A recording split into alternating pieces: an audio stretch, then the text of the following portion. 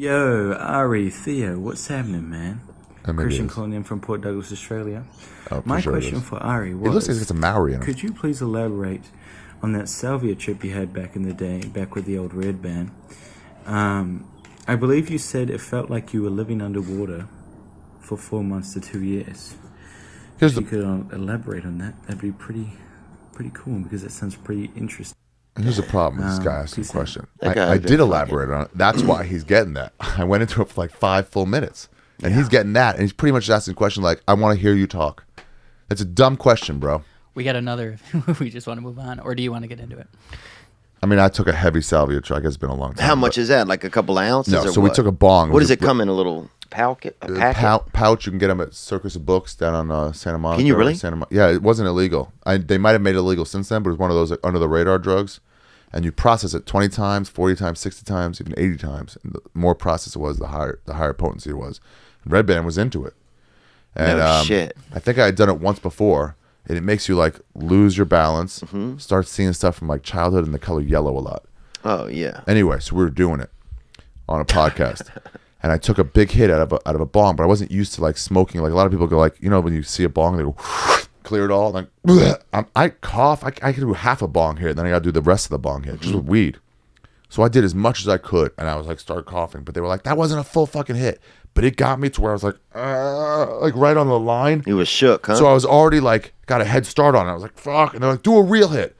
And I was like, I was like about to trip out. And then I did this massive hit, which would have been plenty the first time.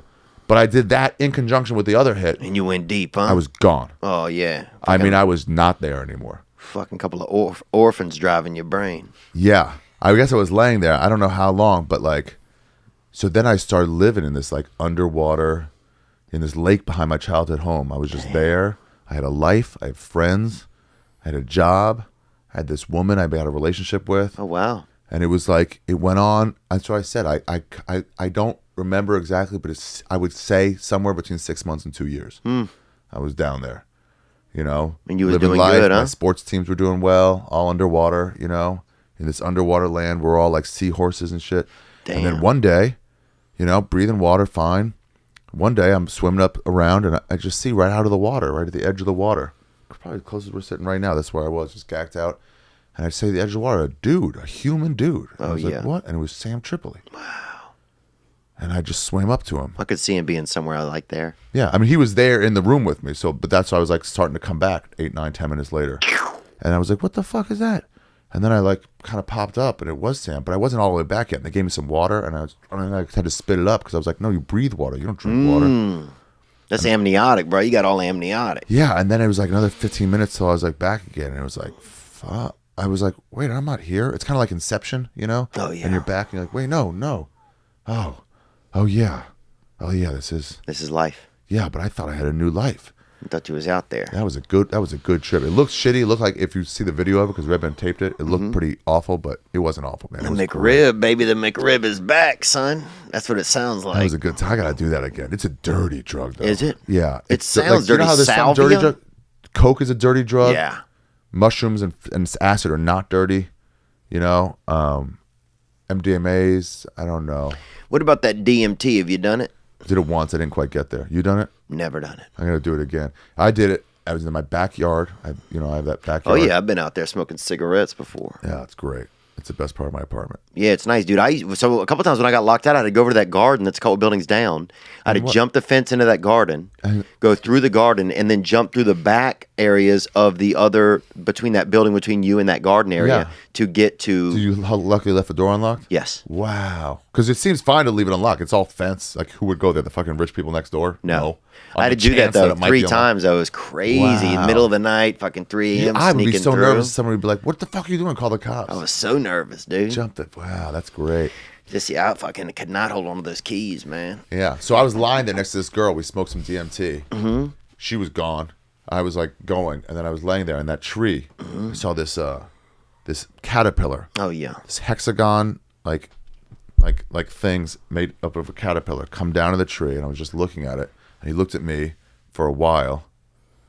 And I looked back at him, and then he just goes, "No," and then just like caterpillars back up the tree. And I was like, and then I was out of it. And I was like, what? And then I looked at the girl, and she was like, I just died and came back. Did you? And I was like, no, I don't think I got invited. And she's like, oh, you missed out. Wow. Yeah, he said no, wasn't ready, I guess.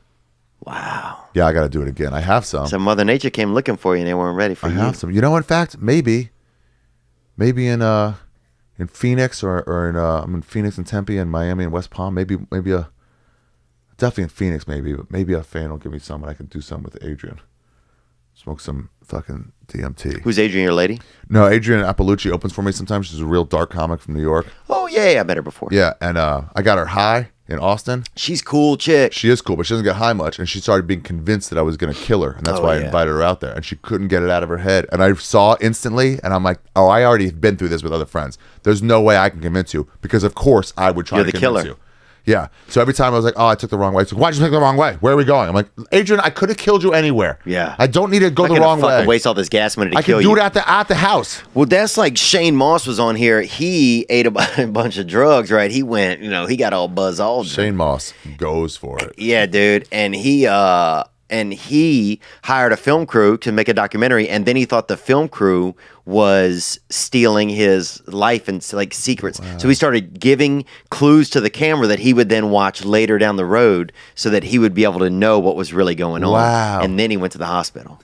Wow. Yeah, he did mushrooms every day for a month, or DMT He tried to do mushrooms every day for a month, but then right when he started, somebody invited him to do some DMT, and he agreed to do it, and it was just too much at once.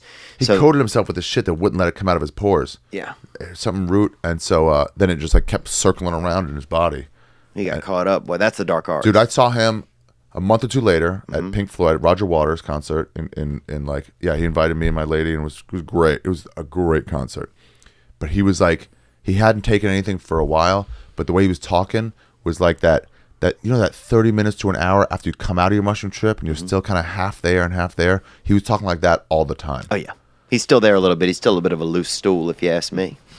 What else do we have here for Mr. Ari? I did that. I got some DMT once. Not DMT, sorry. MDMA once. And from one of the store dealers at the time. And I remember I hadn't taken it. I was like, or it's ecstasy. That's what it was, which is has it in there. And I was like, in a Vegas casino with Eddie Bravo and Rogan and shit. Wow. I'm starting to feel like, oh shit, it might have been taking too much. I might OD. And I remember texting myself, I got these drugs from Sandy Danto. So if I died and somebody found my thing, they would put him in jail for what he did to me. That's classic, dude. Yeah. As he well should. You know what's crazy is my sister can't even read. But what does it have to do with us right now? Hope you enjoyed that video, and you can watch another. And you can watch this one, you can watch this one. Different options, different choices. Some guy just brings you one option, not this guy. Two options. Watch one. This one or this one.